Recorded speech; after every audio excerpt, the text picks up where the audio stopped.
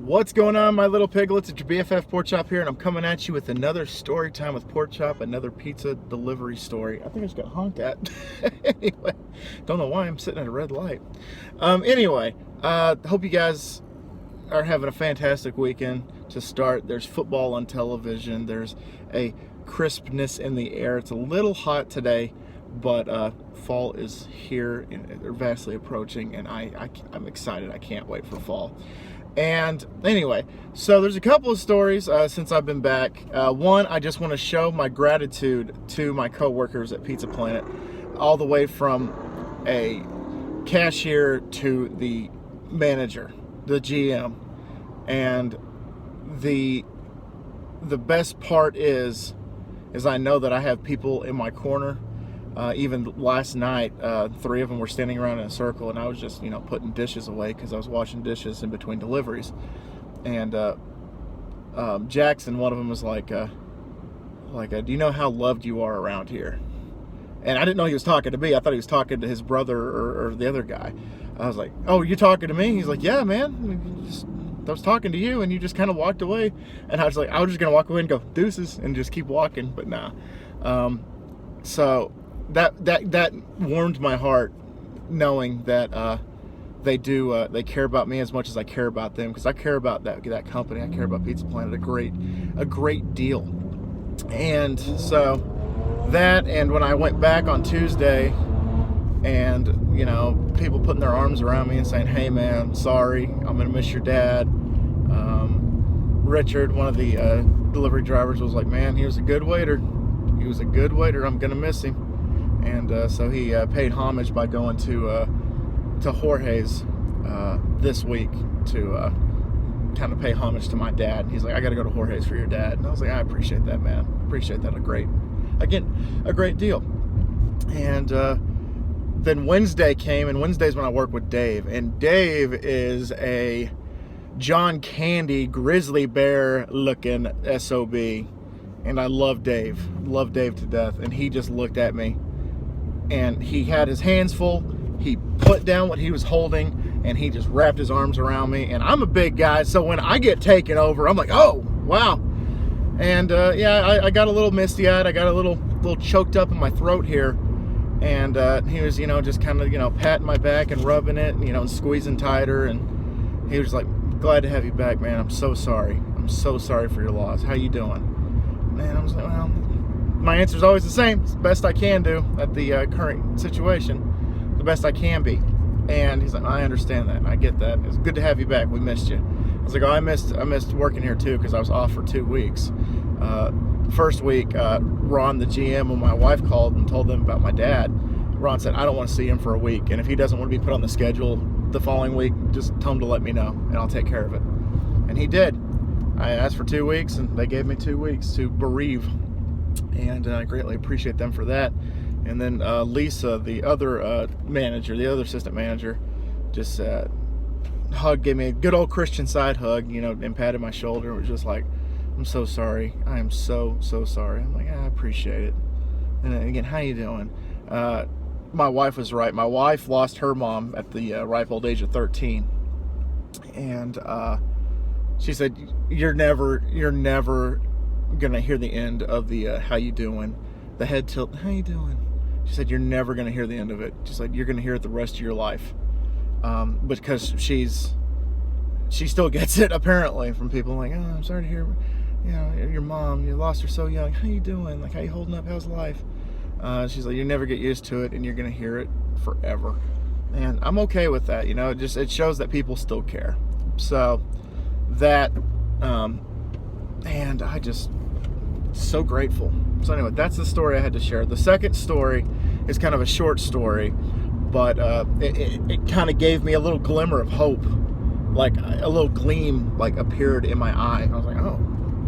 I was delivering on Thursday night to this apartment, and it was a pain in the ass. It's one of those apartments, or it's like a 2 or 3 story apartment complex, and each floor has like 5 to 7 apartments on any given floor, so there's quite a bit. And so they gave on the ticket, they gave me the code to get into the door, because you got to put the code in to get inside the building. I must have put that code in like 20 times, and finally, after the 20th attempt, it felt like, yeah, I finally got in. But I was pushing the same buttons over and over and over and over again, and the door would make a clicking sound and a green light would come on, but I would turn the handle and it would still be locked. So I'm like, what the hell? So finally, it decided just to open for me on the last attempt, and I got in. And I knock on the door, and this guy answers, and he's wearing a locally owned company t-shirt, a tea store. I'm just gonna go ahead and say it. Water Still. He's wearing a Water Still t-shirt. I just drove by Water Still, so that's kind of funny.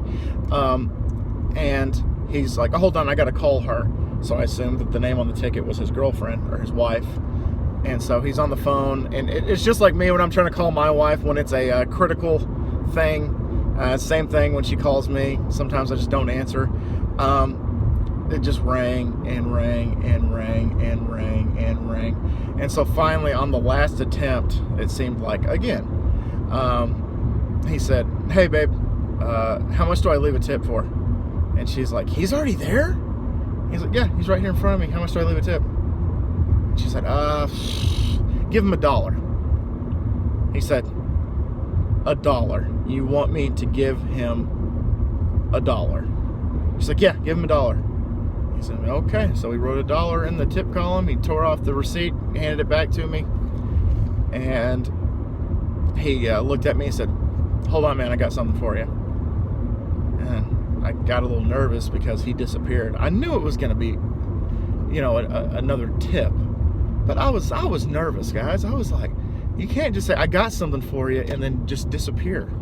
So he disappeared, and then he came back with his wallet, and he opened his wallet, and he gave me $5. And he says, she doesn't understand how hard it is to work in your industry. He said, take that. I appreciate you. Have a good night. And I was like, oh, I said, God bless you. Thank you so much. I appreciate you too. Yeah, enjoy your food, and have a good rest of the night. And he's like, yeah, thank you, man. Thank you. So that just gave me a little bit of hope that there's still people out there that know that the food industry, pre-COVID, post-COVID, current COVID, is a hard industry, guys. We deliver food. We deliver people's meals. We deliver their dinner, their lunch that night. Some people breakfast. I can't tell you how many people when I used to work day shifts would just get like a pizza with just bacon on it, just breakfast bacon. And it's like, breakfast of champions. So